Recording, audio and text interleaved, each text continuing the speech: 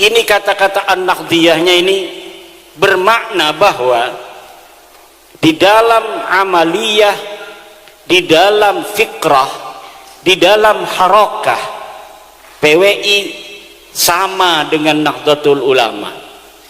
Secara amaliyah, di dalam fikih mengikuti 4 madhab, di dalam akidah mengikuti Abu Hasan Al-Asy'ari dan Al-Maturidi ahli sunnah wal jamaah, di dalam tasawuf mengikutinya PWI adalah Al-Ghazali dan Junaid Al-Baghdadi, bukan Ba'alawi. Ada di dalam anggaran dasar PWI, dan ini pula ada di dalam anggaran dasar Nahdlatul Ulama. Jadi salah kalau orang NU di dalam bertasawuf ikutnya Ba'lawi, karena itu bertentangan dengan anggaran dasar. Anggaran dasar dan anggaran rumah tangga NU kita di dalam amaliyah tasawuf mengikuti Imam Al-Ghazali. Imam Al-Ghazali nanti punya turunan murid Syekh Abdul Qadir Al-Jailani, Abu Hasan Asy-Syadzili, Ahmad Ar-Rifai, Abu Madyan dan lain sebagainya. Tapi tidak ada di dalam sanad silsilah Imam Al-Ghazali itu faqih muqaddam, pendiri tarekat Alawiyah dari Ba'alawi yang telah saya teliti. Ternyata jangankan tarekatnya pakai muqaddam, uangnya galaka, uangnya orono. Bagaimana orang yang tidak ada orangnya bisa menciptakan tariqah? Kalau tariqah Al-Qadiriyah, tariqah Asy-Syadziliyah, tariqah Ar-Rifaiyah, tariqah An-Naqsabandiyah, An-Naqsabandiyah Khalidiyah, semuanya terverifikasi, amalannya ada, mursyidnya ada, wiridan khususnya ada, sejarah pendirinya ada.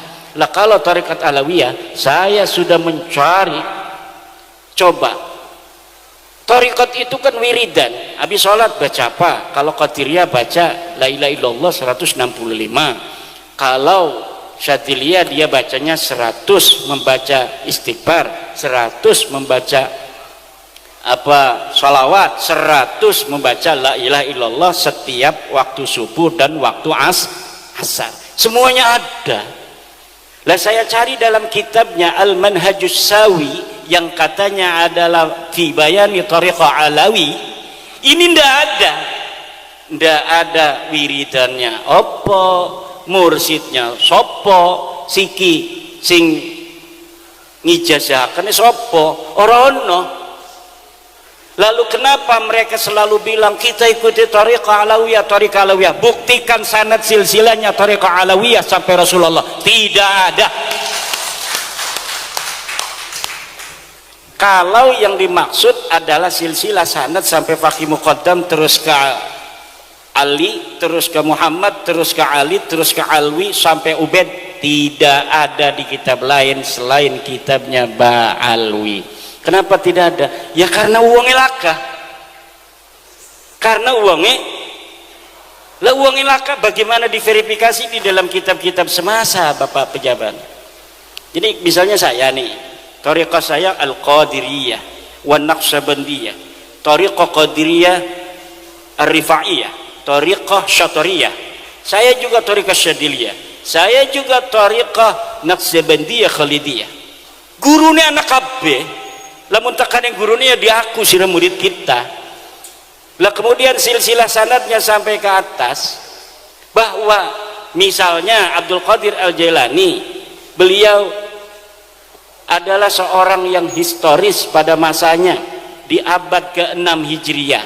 Digelatin kitab-kitab abad ke-6 karya ulama besar Ibnul Jauzi, ada orang yang semasa, ulama yang semasa dengan Syekh Abdul Qadir Jailani menulis namanya. Syekh Abdul Qadir Jailani seorang alim, seorang muhaddis, seorang sufi, seorang ahli tafsir yang kalau ngaji orangnya banyak, kalau waktu meninggal yang hadir untuk mensolati itu tidak bisa sekaligus walaupun masjidnya besar. Jadi pakai sip nyolatinya itu ada di dalam kitab-kitab masa lalu.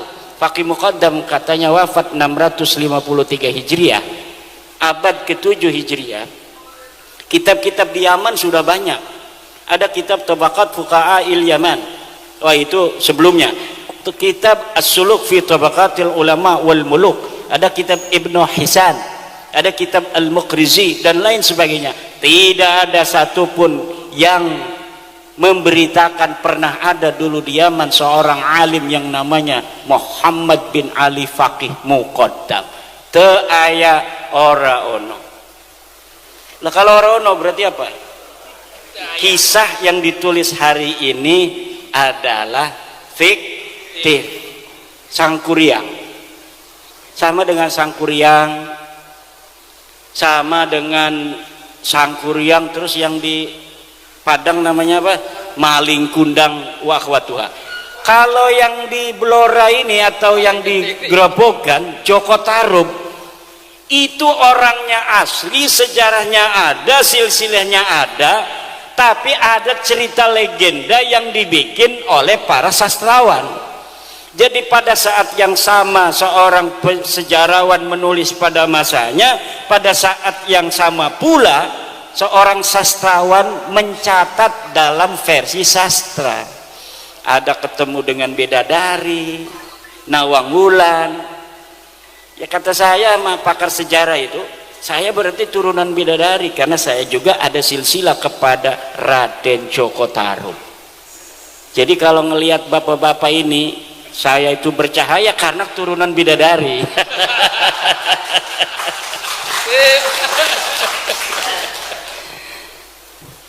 Ada turunan bidadarinya. Bagaimana itu bidadari? Wallahu alam, itu namanya cerita. Lah, itulah namanya sisipan sastrawan terhadap sebuah sejarah yang benar. Ada lagi sebuah sisipan cerita fiksi di dalam latar belakang sejarah yang benar, tapi ininya fiksi sosoknya, seperti Aryo Kamandanu. Arya Kamandanu itu cerita fiksi yang dilatar belakangi oleh sebuah sejarah asli, yaitu Mojopahit.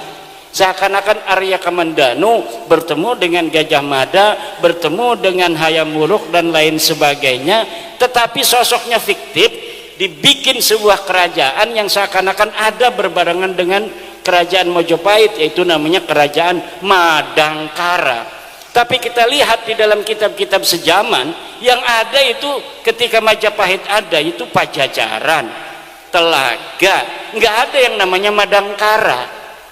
Lalu Madangkara ini siapa? Ini adalah kisah fiksi. Faqih Muqaddam ku mengonon Yai Nasir. Ajen tulan baik. Ini Rois Surya PCNU ini. Enggak bakal dimarahin. Kita kan harus husnudon. Jadi husnudon kepada mereka, ya husnudon juga kepada kita. Husnudon aja, ini bener kayaknya, begitu harusnya. Setuju nggak? Setuju. Setuju.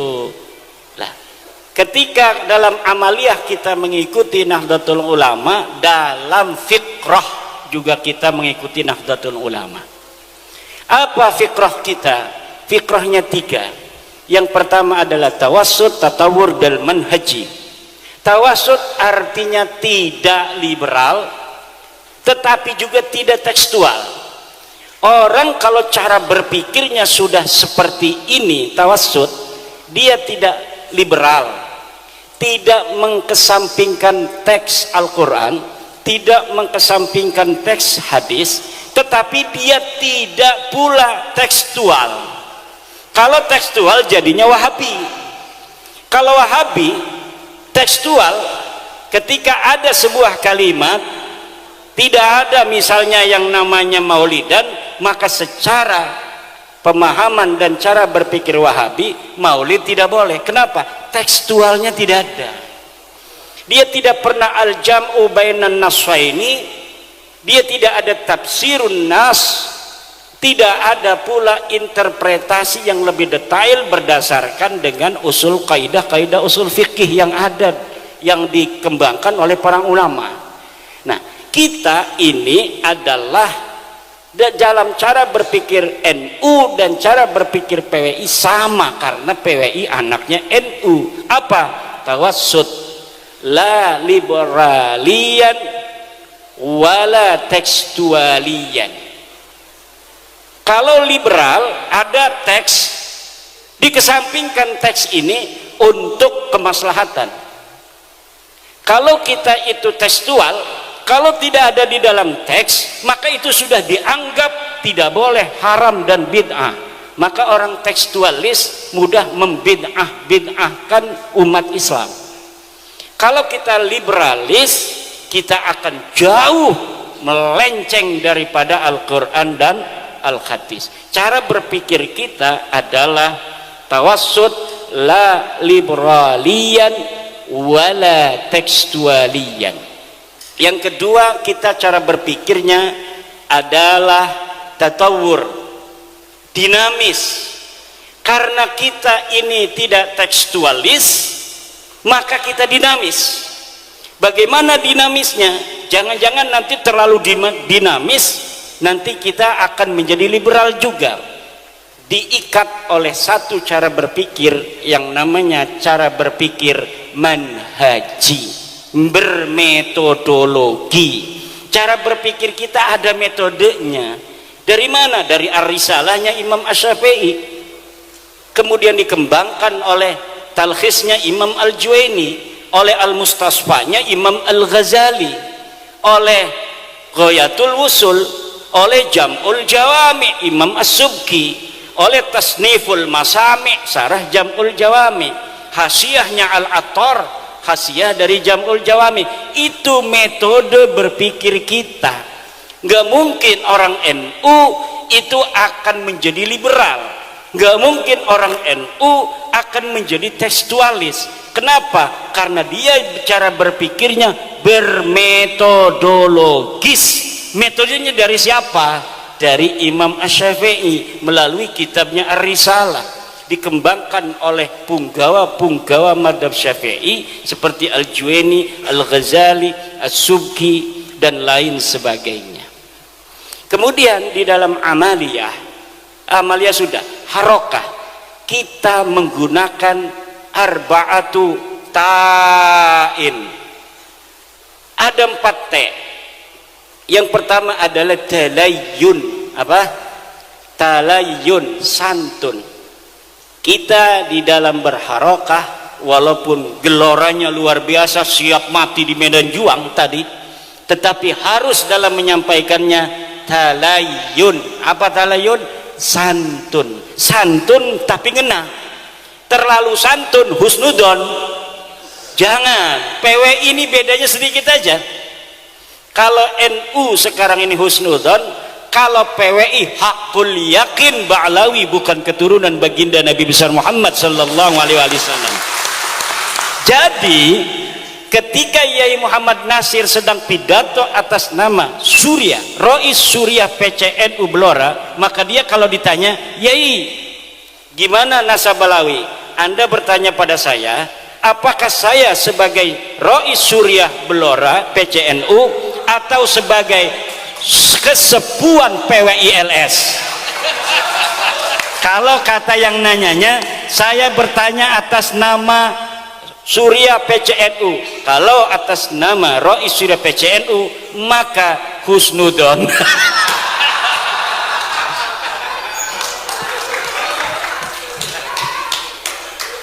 Kalau atas nama kesepuan PWI, kalau atas nama kesepuan PWI hakul yakin bahwa Ba'lawi bukan keturunan Nabi, walau aftal muftun.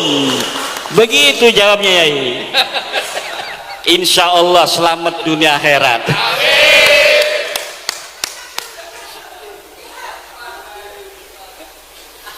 Tapi kalau orang memperhatikan, kalau ketum lagi ngomong nasab itu, lihat wajahnya.